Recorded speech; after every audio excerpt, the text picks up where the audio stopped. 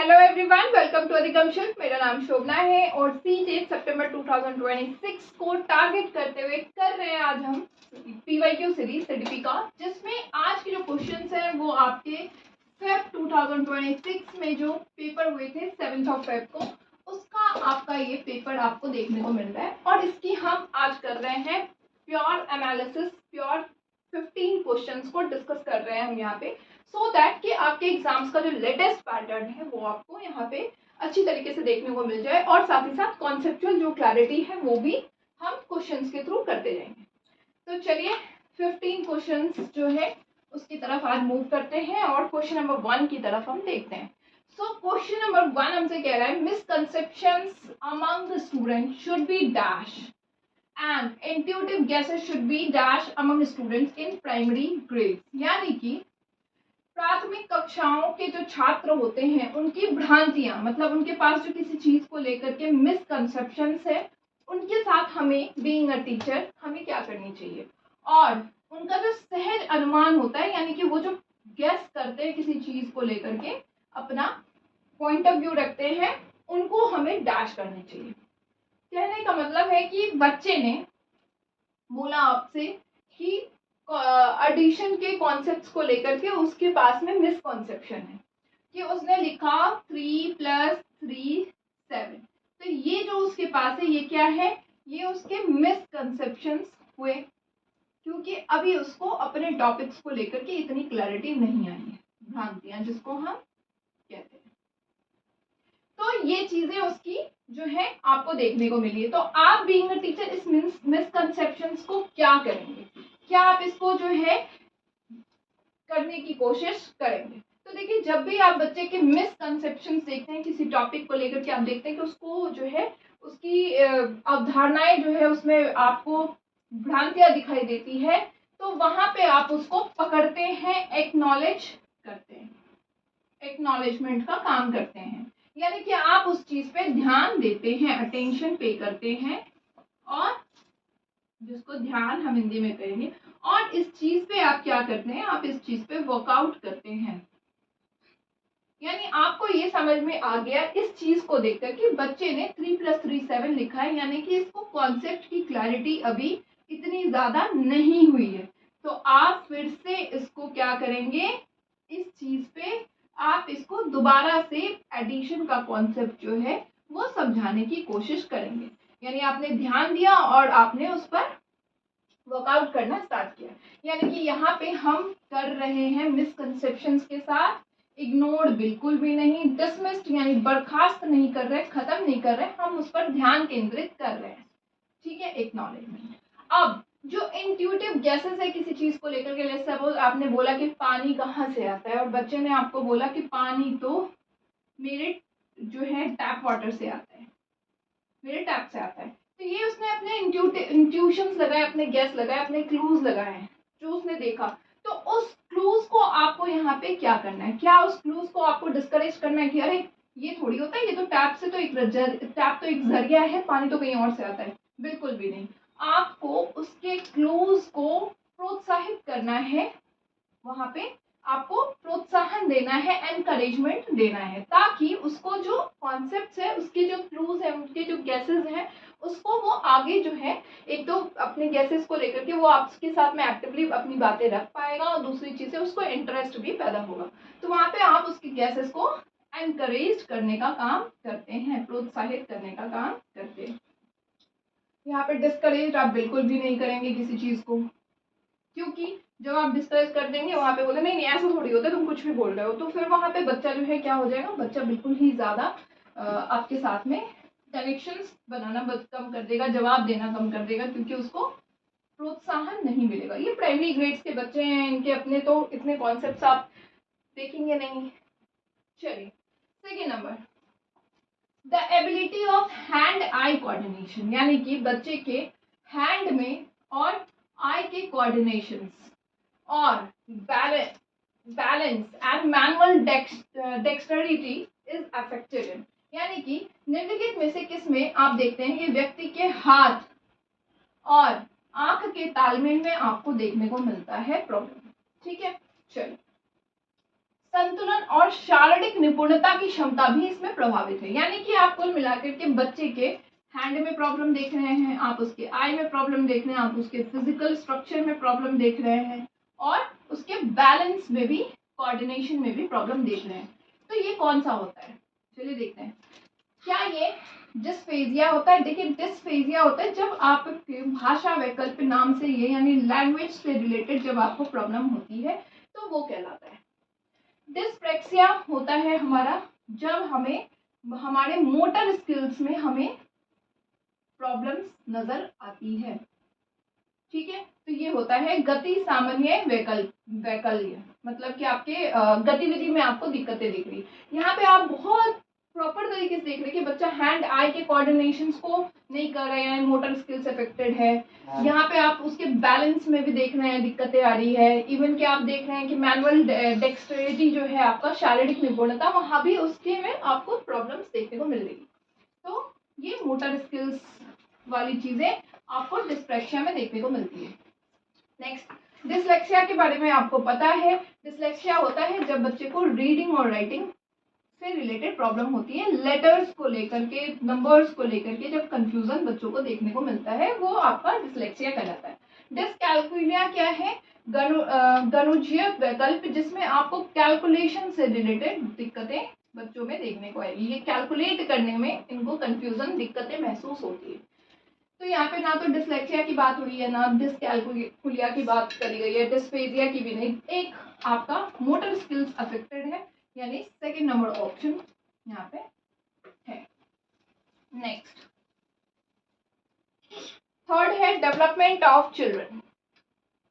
Development of children यानी development, विकास के बारे में आप सबको पता है। विकास जन्म से जो है ये चलता है और कब तक चलता है? टूम्ब तक हमारा चलता रहता है, यानी जीवन पर्यंत ये चलता रहता है।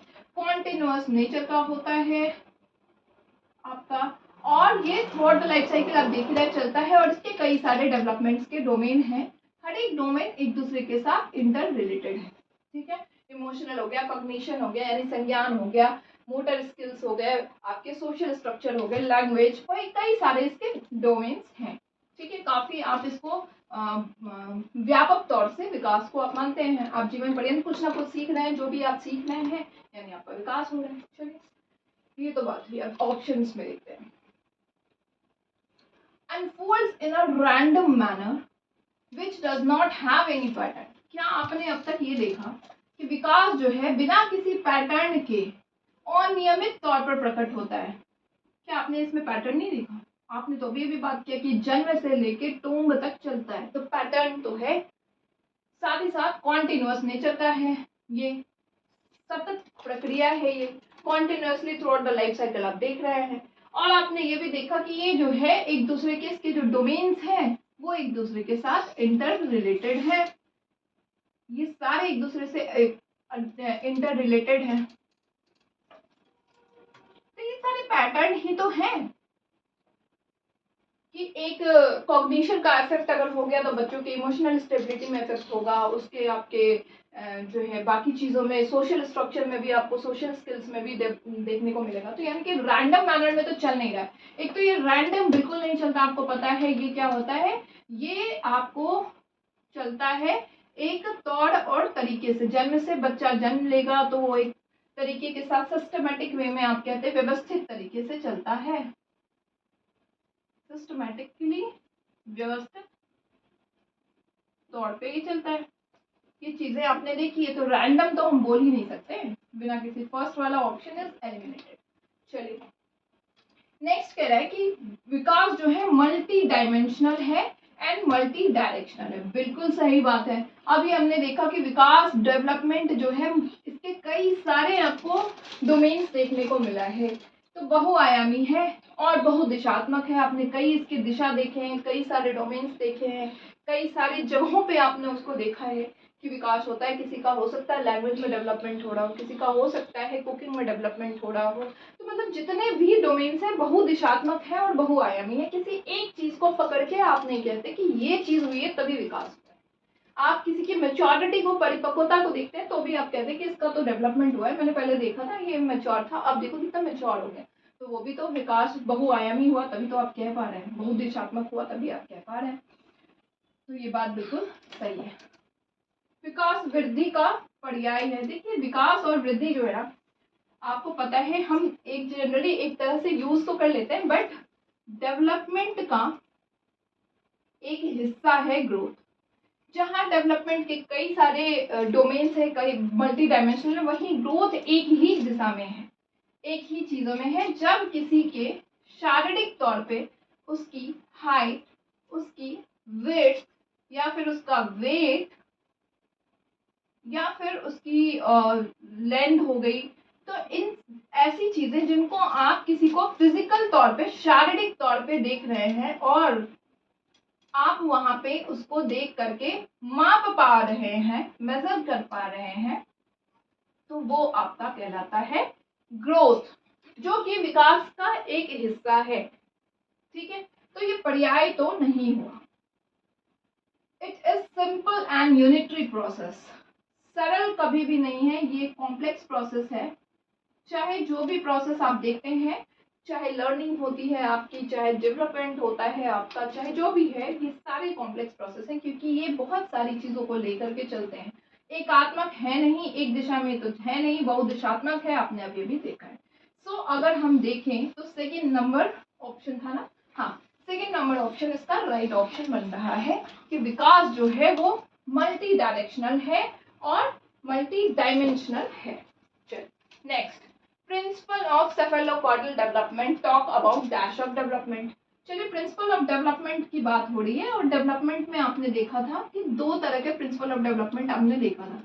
एक होता है आपका, हिंदी में पहले पढ़ लेती हूँ, विकास का शीर्षगामी सिद्धांत, और विकास के डैश के बारे में बात करते हैं। तो दो तरीके से आपने बच्चों में डेवलपमेंट देखे थे। एक आपका था सेफेलोकॉर्डल और एक आपका था प्रॉक्सिमो डिस्टल।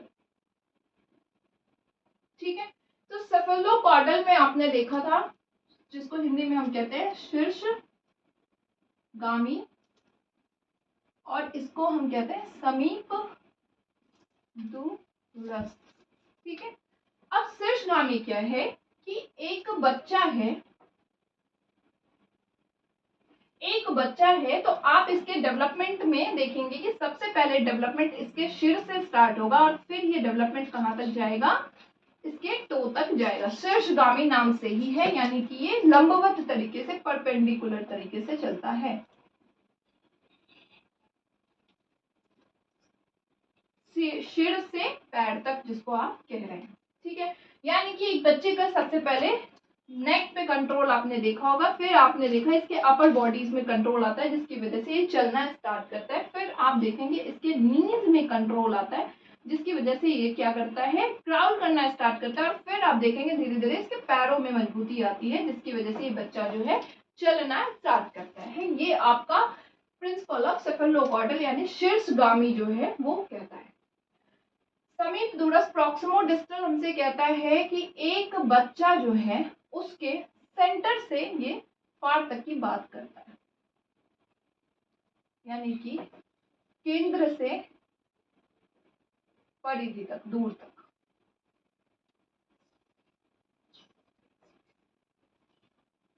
यानी कि केंद्र पता है आपको, ये है सेंटर और ये होते हैं आपके परिधि। तो ये जो है केंद्र से परिधि तक की बात करता है, सेंटर टू पेरिफेरी आप कहते हैं इसको। तो यहाँ पे क्या होता है कि बच्चे का जो बीच का एरिया होता है, जो स्पाइन होती है, उसमें पहले जो है कंट्रोल आती है। फिर आप देखेंगे उसके हाथों में जो है कंट्रोल आएगा। फिर धीरे धीरे उसके जो है, जैसे लेट सपोज कि कोई बच्चा है, तो आप देखेंगे सबसे पहले उसके स्पाइन एरिया में कंट्रोल आएगा, फिर उसके हाथों में कंट्रोल आएगा, फिर उसके इस वाले एरिया में आएगा, और फिर उसके हैंड एंड देन उसके फिंगर्स में कंट्रोल आता है।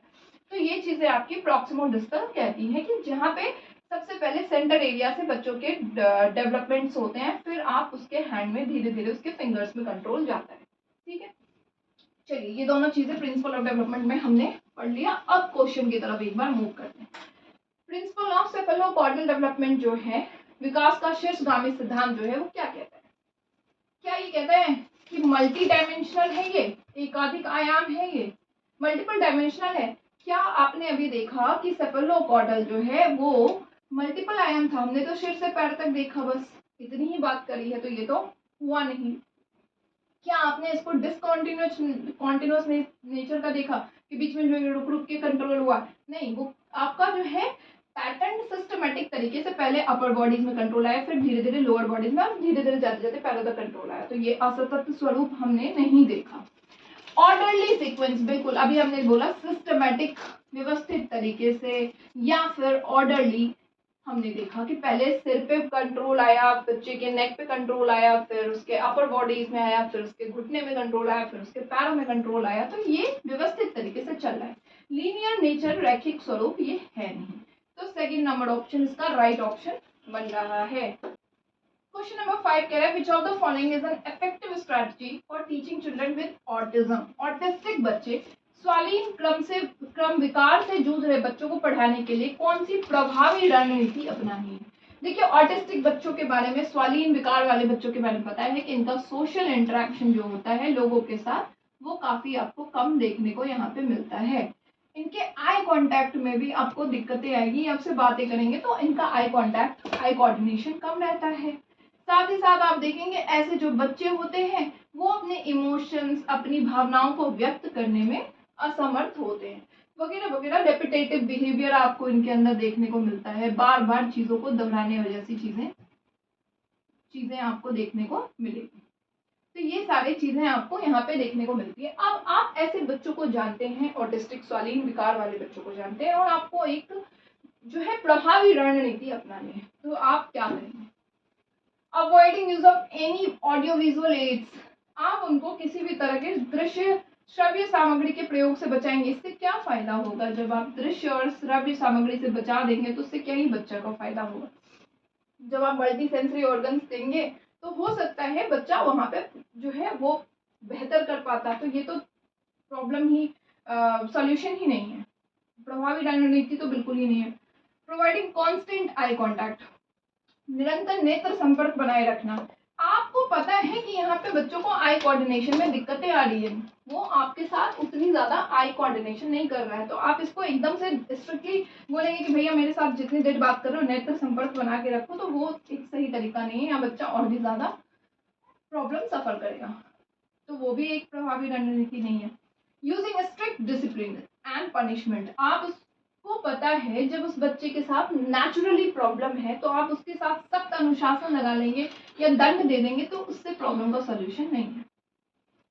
मेंटेनिंग अ प्रेडिक्टेबल रूटीन, आप अपने उस बच्चों के साथ एक प्रेडिक्टेबल रूटीन में काम करेंगे तो वो वर्कआउट करेगा, क्योंकि आपने देखा होगा कि ऐसे जो ऑटिस्टिक स्वालीन विकार वाले बच्चे होते हैं वो अपने रूटीन में काम करते हैं, जो रूटीन उनके पेरेंट्स ने उनके लिए फॉलो करवाए वो उसी रूटीन में काम करेंगे। अब प्रेडिक्टेबल रूटीन में जब आप उसको लेके जाएंगे उस तरीके से, तो वो वहाँ पे बेहतर तरीके से आपके इंस्ट्रक्शंस को फॉलो भी करेंगे और काम भी करेंगे और आपको उनके में इम्प्रूवमेंट देखने को मिलेगा। सो फर्स्ट नंबर ऑप्शन जो है वो सबसे बढ़िया ऑप्शन इस क्वेश्चन का है। Next, 6 number question. 6th number question कह रहा है which of the following are example of authentic learning task for students in primary grades, मतलब कौन इनमें से कौन सा प्राथमिक कक्षाओं में छात्रों के लिए प्रमाणिक शिक्षण कार्यों के उदाहरण है। प्रमाणिक शिक्षण कार्य क्या है? प्रमाणिक शिक्षण कार्य होता है जब आप टीचिंग कर रहे हैं, टीचिंग लर्निंग प्रोसेस के दौरान आप बहुत सारे मटेरियल्स का, बहुत सारे एजुकेशनल मटेरियल हो, पढ़ाने के लिए आप बहुत सारे इक्विपमेंट्स, मटेरियल, सामग्री का इस्तेमाल करते हैं, ठीक है। और ये मटेरियल कैसे ले रहे हैं? तो ये आप उन रियल वर्ल्ड से चीजों को लेकर के आ रहे हैं, वास्तविक दुनिया की चीजें। लेट सपोज कि आपने क्या किया, आपको बच्चे को एडिशन पढ़ाना है तो आपने रियल वर्ल्ड से जोड़ दिया। आपने क्या किया, एक बच्चे को बोला कि शॉपकीपर के पास जाओ, दुकान वाले के पास, वहां से 10 रुपए दो और 5 रुपए की चॉकलेट लेके आओ, सब्ट्रैक्शन पढ़ाना है, तो अब आप तुम्हारे पास कितने बजे देखो। तो ये रियल वर्ल्ड के साथ आपने जोड़ा है, या फिर इस तरह की बहुत सारी चीजें आपने जो है यूज किया है। तो ये होता है आपका ऑथेंटिक लर्निंग टास्क, ठीक है, जब आप कोई चीज को रियल वर्ल्ड से जोड़ देते हैं प्रामाणिक शिक्षण कार्यों के लिए। चलिए देखते हैं। कॉपिंग answers from a friends notebook, notebook से उत्तर कॉपी करना, मैंने अभी भी रियल वर्ल्ड की बात करी तो ये तो होगा ही नहीं। रिकॉलिंग ऑफ फैक्चुअल इंफॉर्मेशन यानी कि तथ्यात्मक जानकारी को याद कर लेना, ये भी नहीं हुआ हमारा। परिभाषाओं को, एक वर्ग को याद करना, आपने डेफिनेशन को मेमोराइज कर लिया, बिल्कुल भी नहीं। हम तो कर रहे हैं रियल वर्ल्ड से जोड़ने की कोशिश। तो applying the concept of daily life यानी कि अवधारणा को दैनिक जीवन में लागू करना। आपने सब्सट्रैक्शन बच्चों को सिखाया और सब्ट्रैक्शन में आपने क्या किया, रियल वर्ल्ड के साथ जोड़ दिया। तो फर्स्ट नंबर ऑप्शन इसका सबसे बढ़िया ऑप्शन बनता है।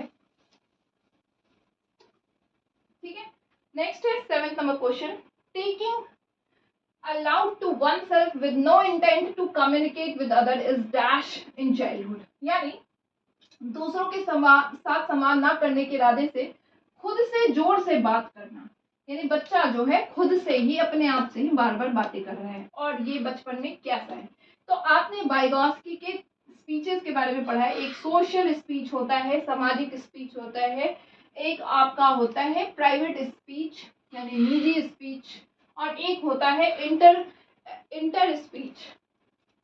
ठीक है, तो इनर स्पीच, सोशल स्पीच में बच्चा समाज के साथ कनेक्ट करता है उस भाषा में। प्राइवेट स्पीच होता है जब वो खुद को सेल्फ रेगुलेट करने के लिए बात करता है, बार बार खुद से ही बातें करता है। और एक इनर स्पीच होती है जो जब बच्चे बड़े हो जाते हैं तो उनको अब रेगुलेट करने के लिए बोलने की जरूरत नहीं पड़ती।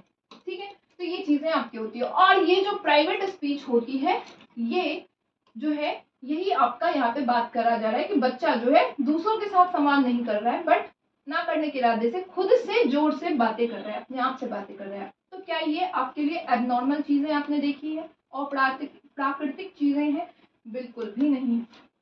क्या आपने इसको अनकॉमन माना है? बिल्कुल नहीं। वाइगॉस्की कहते हैं ऐसा करते हैं बच्चे, है ना। और जीन पियाजे कहते हैं कि यही ईगो सेंट्रिज्म, आत्म केंद्रित है। तो यानी कि ये सामान्य है और कॉमन है सबकी नजर में, और सामान्य और प्राकृतिक जैसी चीजें ये नहीं है। धीरे धीरे ये चीजें भी खत्म हो जाएगी। तो यानी कि सॉरी सेकंड नंबर ऑप्शन इसका राइट ऑप्शन बन रहा है। ठीक है, 8 नंबर क्वेश्चन कह रहा है, which of the following is an example of the question that require a student to generate creative solution, यानी कि निम्नलिखित में से कौन सा एक ऐसे प्रश्न का उदाहरण है जिसमें छात्रों को रचनात्मक समाधान खोज करने की आवश्यकता होती है। क्रिएटिविटी आपको बच्चों के अंदर लाना है, और मैं बार बार बोलती हूँ कि जब क्रिएटिविटी आपको लाना है, रचनात्मक खोज आपको लाना है, रचनात्मक चिंतन आपको लाना है, ऐसी चीजों के लिए आप बच्चों को भर भर के क्या देते हो, ओपन एंडेड क्वेश्चन। ये चीजें मैंने कई बार जो है अब तक करवा दिया, बहुत इंपॉर्टेंट चीज है। इसका क्लू ही है, जब रचनात्मक चिंतन को बढ़ावा दे रहे हैं यानी कि आपको ओपन एंडेड क्वेश्चंस ढूंढने हैं अपने ऑप्शन में से, खुले विचार वाले क्वेश्चन। चलिए देखते हैं इनमें से ऑप्शन में से कौन सा खुले विचार वाले क्वेश्चंस हैं। What are the various type of nouns, ये तो क्लोज्ड हो गया कि आपको नाउन्स के लिमिटेड टाइप्स पता है, जितने टाइप्स पता है उतना ही बताएंगे, अपनी सोच पे नहीं जाएंगे।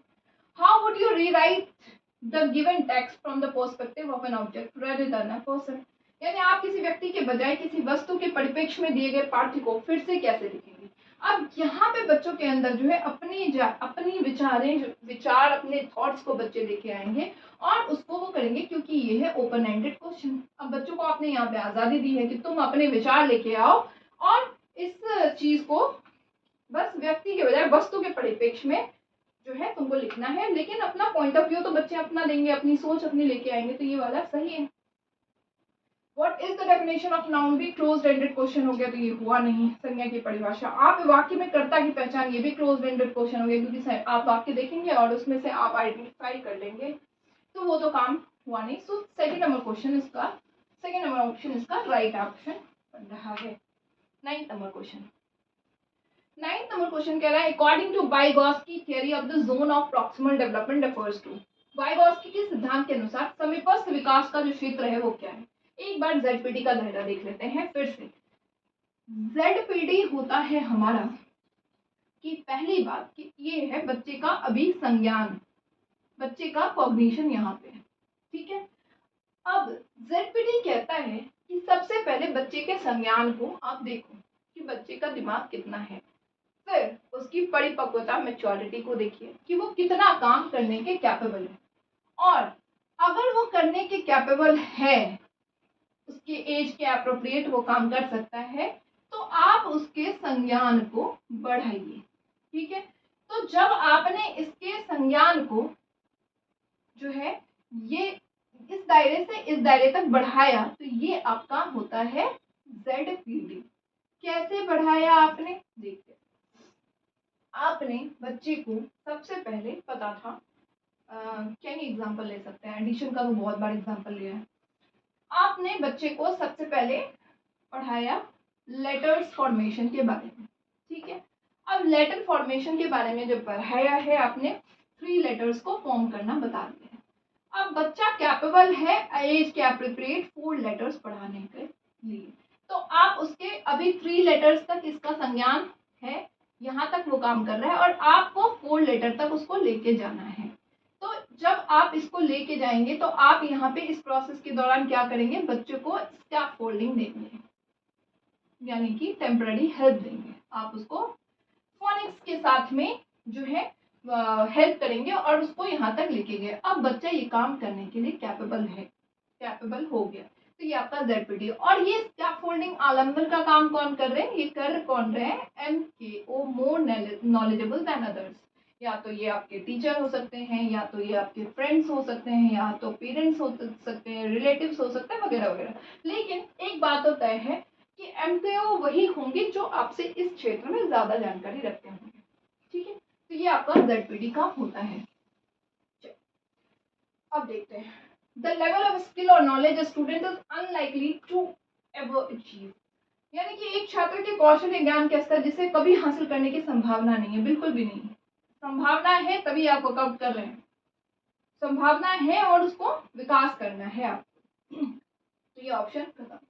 The level of skill or knowledge a student must master to pass or test to receive a grade। सिर्फ यही रिसीव करने के लिए, परीक्षा पास करने या ग्रेड प्राप्त करने के लिए आप ये ज्ञान का स्तर नहीं बढ़ा रहे हैं, आप उसके संज्ञान को बढ़ा रहे हैं।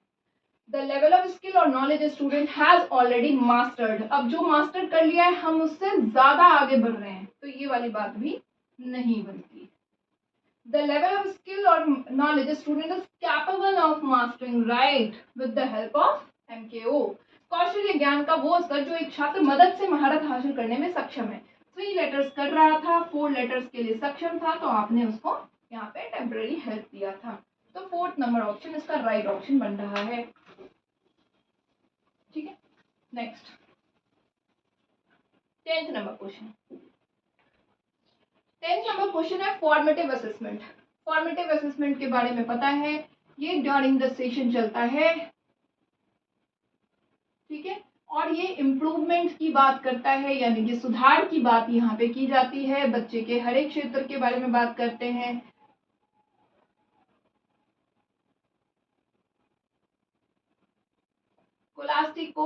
कोलास्टिक इन सारे एरियाज के बारे में हम यहाँ पे बात करते हैं। ठीक है, फॉर्मेटिव असेसमेंट। अब यहाँ पे बच्चे के नीड को फुलफिल किया जाता है, और यहाँ पे थ्रू आउट द सेशन, जब तक एक सेशन चलता रहता है, आप फॉर्मेटिव असेसमेंट लेते रहते हैं। तो देखते हैं इसके बारे में क्या है। क्या ये क्वालिटेटिव पैरामीटर्स हैं जो बायस्ड और सब्जेक्टिव है? बिल्कुल भी नहीं। गुणात्मक मापदंड पक्षपाती तो बिल्कुल नहीं है, और व्यक्तिपरक भी नहीं है। यहाँ पे क्वालिटेटिव सब्जेक्टिव है, आप कुछ भी तरीके से ले सकते हैं और सबको लेकर के चलते हैं, सबके नीड्स के हिसाब से लेके चलते हैं। जैसा मन उस तरीके से आप MCQ कर दीजिए, आप ऑब्जेक्टिव कर दीजिए, आप ओरल कर दीजिए, डिस्कशन कर दीजिए, जो भी करना है आप कर सकते हैं। Learner should be involve in the process of assessment. हाँ, इसमें आप टीचर और लर्नर दोनों ही इन्वॉल्व होते हैं। टीचर जब चैप्टर पढ़ाते हैं तो उसके बाद वो एक सेशन रखते हैं, और उस सेशन के थ्रू लर्नर भी इन्वॉल्व होते हैं। तो ये बात बिल्कुल सही है। नेक्स्ट देखते हैं, कॉम्पिटिशन इज एसेंशियल। बिल्कुल भी नहीं, केवल मात्रात्मक मापदंड नहीं है ये, पैरामीटर्स फीडबैक के बेस पे नहीं है, वो आपका ऐसे हो जाएगा, सबमिटिव असेसमेंट हो जाएगा। तो रचनात्मक मूल्यांकन जो है वो मूल्यांकन की प्रक्रिया है जिसमें शिक्षार्थियों को भी शामिल किया जाना चाहिए, और हम करते ही हैं, बिल्कुल करते हैं। ठीक है, नेक्स्ट है असर्शन और रीजन के बेस्ड पे क्वेश्चन। असर्शन कह रहा है हमसे कि invented spellings free exploration of writing provide teachers with the opportunity of authentic assessment of learners level, यानी कि गढ़ी बर्तनी, ठीक है, इन्वेंटेड स्पेलिंग्स, स्पेलिंग्स को इन्वेंट करना, लेखन के मुक्त अन्वेषण शिक्षकों को शिक्षार्थी स्तरों से प्रामाणिक मूल्यांकन के अवसर प्रदान करते हैं। जब आप बच्चों को स्पेलिंग्स इन्वेंट करने देते हैं, राइटिंग को प्रोवाइड करने के लिए फ्री एक्सप्लोरेशन देते हैं कि भाई तुम्हें अपनी सोच पे लिखना है, अपनी चीज़ों को लिखो, अपनी अपॉर्चुनिटीज लिखो, रियल लाइफ ऑथेंटिक असेसमेंट देते हैं, रियल लाइफ से कनेक्ट करने की बात करते हैं, तो ये जो है बच्चे के लिए बेहतर होता है, ठीक है, और मूल्यांकन का, प्रामाणिक मूल्यांकन का अवसर देता है। बिल्कुल सही बात है, असर्शन तो सही है। आप कह रहे हैं given the vast linguistic diversity in the classroom assessment in language should be dynamic. क्योंकि हमारा क्लासरूम जो है वो लिंग्विस्टिक डाइवर्सिटी का है, भाषाई विविधता हमारे को पाई जाती है, तो यहाँ पे जो है हमारा असेसमेंट कैसा होना चाहिए, मूल्यांकन हमारा गतिशील होना चाहिए। बात बिल्कुल सही है, डायनेमिक नेचर का हमको रखना चाहिए, फ्लेक्सिबिलिटी हमको लेके आनी चाहिए, सही बात। पर जहाँ एक तरफ invented spellings, free exploration, writing को देना की बात हो रही है, वहीं पे यहाँ पे इंक्लूसिविटी और फ्लेक्सिबिलिटी की बात होने लगी है, तो ये दोनों एक दूसरे से रिलेट नहीं कर रहे। सही तो है बट करेक्ट एक्सप्लेनेशन नहीं है। 4th नंबर ऑप्शन इसका राइट ऑप्शन बन रहा है। 12 नंबर क्वेश्चन, 12 नंबर क्वेश्चन कह रहा है which of the following is not actively practised in the process of reciprocal teaching. मतलब कि निम्नलिखित में से कौन से कौशल का प्रयोग पारस्परिक शिक्षण की प्रक्रिया में शामिल नहीं किया जाता है। पारस्परिक टीचिंग क्या होता है, शिक्षण क्या होता है, जिसमें टीचर और लर्नर जो हैं वो अपनी पोजीशन को इंटरचेंज कर लेते हैं, तभी शिक्षार्थी को ये मौका दिया जाता है कि वो टीचर की तरह उन्होंने जो भी पढ़ा है उस कॉन्सेप्ट को वो बताएं। तो ये आपका पारस्परिक टीचिंग होता है। कई बार पीयर्स और पीयर्स आपस में भी इस तरह से पढ़ते हैं, एक सब्जेक्ट उन्होंने पढ़ा दिया, दूसरा सब्जेक्ट दूसरे ने पढ़ा दिया, तो इस तरह की रेसिप्रोकल टीचिंग होती है और काफ़ी बेहतर तरीका होता है। इसमें बच्चों के कॉन्सेप्ट्स की क्लैरिटी बहुत अच्छी होती है, तो ये बात सही है। अब इसमें क्या सब चीज़ें हैं वो देख लेते हैं और क्या नहीं है वो देखते हैं। तो देखिए इनमें सबसे पहले प्रेडिक्टिंग, पूर्वानुमान लगाना होता है। बिल्कुल सही बात है, आप किसी चीज़ का पूर्वानुमान लगाएंगे, प्रेडिक्ट करेंगे किसी कॉन्सेप्ट को, ठीक है। क्वेश्चनिंग भी आप उसके अंदर करते हैं, सवाल पूछते हैं, सवाल पूछने के बाद आप क्लैरिफिकेशन करते हैं, स्पष्टीकरण भी करते हैं, और जो लास्ट इसका कंपोनेंट होता है वो आपका होता है समराइजेशन, सारांशीकरण, ये भी आप करते हैं। बट एक चीज है जो आप नहीं करते हैं, मेमोराइजेशन, रटने जैसी चीजें नहीं करते, क्योंकि आपको कॉन्सेप्ट्स की क्लैरिटी लेनी है, मीनिंगफुल लर्निंग के तहत रटवाने जैसी चीजें नहीं होती। सो 4th नंबर ऑप्शन इसका राइट ऑप्शन है, ठीक है। 13th number question, 13th number मुझसे कह रहा है which of the following hinders the process of effective problem solving. कौन सी प्रभावी समस्या समाधान की प्रक्रिया में बाधा डालता है। मानी आप जो है इफेक्टिव प्रॉब्लम सॉल्विंग तकनीक का इस्तेमाल कर रहे हैं, प्रॉब्लम सॉल्विंग स्किल्स प्रभावी तरीके से काम करना चाहते हैं, तो आप सबसे पहले इसमें जो है कौन कौन सी चीज़ों को होती हैं। तो देखिए ब्रेन स्टॉर्मिंग, जब आप किसी प्रॉब्लम को सॉल्व करेंगे तो आप चिंतन तो करेंगे, तो यानी कि ब्रेन स्टॉर्मिंग होती होगी, बिल्कुल करते होंगे आप। एनालॉजिकल थिंकिंग, यानी कि सादृश्य सोच, उस पॉइंट पे जाकर के थिंकिंग करते होंगे, वहां तक पहुंचने की कोशिश करते होंगे, बिल्कुल सही बात है, ये भी आप करेंगे। अवधारणा मानचित्रण, कॉन्सेप्ट मैपिंग आप करते होंगे, जो प्रॉब्लम सॉल्व कर रहे हैं उसका आप दिमाग में कॉन्सेप्ट बनाते होंगे और मैप करते होंगे, ये बात सही है। रिस्पॉन्स सेट, यानी अनुक्रिया समुच्चय, जिसमें आप रिस्पॉन्स पे, पर्टिकुलर रिस्पॉन्स पे काम नहीं कर रहे हैं कि मुझे यही एक पैटर्न है जिस पे मुझे काम करना है, तो ये चीज़ें आप जो है वो अवॉइड करते हैं, इसलिए 3rd नंबर ऑप्शन इसका राइट ऑप्शन बन रहा है, ठीक है। नेक्स्ट 14th नंबर क्वेश्चन,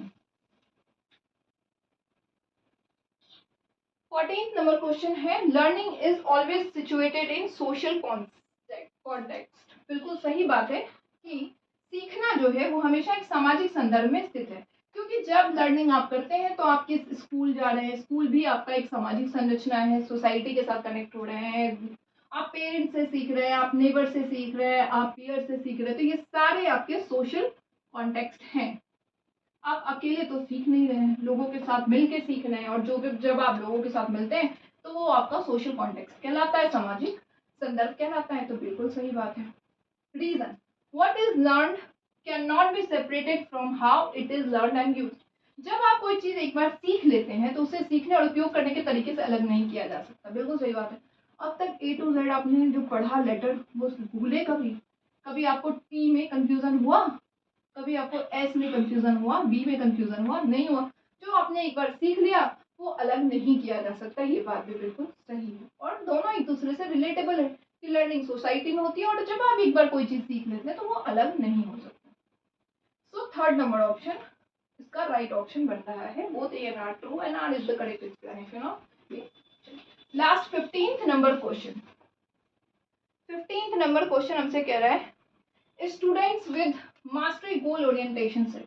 देखिए पहले एक बार बात करते हैं परफॉर्मेंस गोल, प्रदर्शन लक्ष्य में उन्मुख, और मास्टरी गोल यानी कि जो है आपका मास्टरी गोल हो गया महारत लक्ष्य उन्मुख। तो इन दोनों में क्या फर्क होता है? परफॉर्मेंस गोल जो होता है वो एक्सट्रिंसिक मोटिवेशन होता है,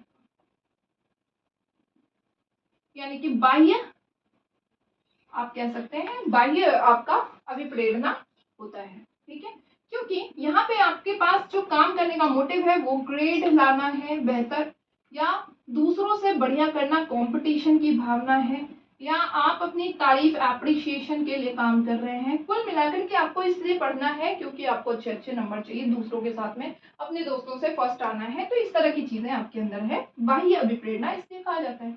लेकिन मास्टरी गोल ओरिएंटेशन जो है वो इंट्रिंसिक मोटिवेशन कहलाता है, आंतरिक अभिप्रेरणा।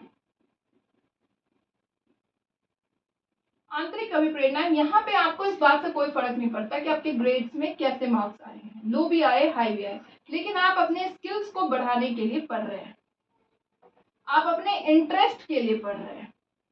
तो ये आपका मास्टरी गोल यानी कि महारत लक्ष्य उन्मुखीकरण कहलाता है। अब इसमें देखते हैं क्या है ऑप्शन।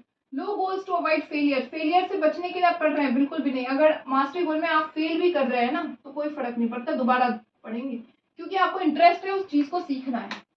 आप कुकिंग में देख लीजिए, उनको इंटरेस्ट है, अगर एक बार सब्जी खराब होगी तो वो इसलिए दोबारा नहीं बनाएंगे क्या? बिल्कुल बनाते हैं, वो सीखते हैं अगर उनको इंटरेस्ट है तो ये असफलता से बचने वाली बात इनमें है।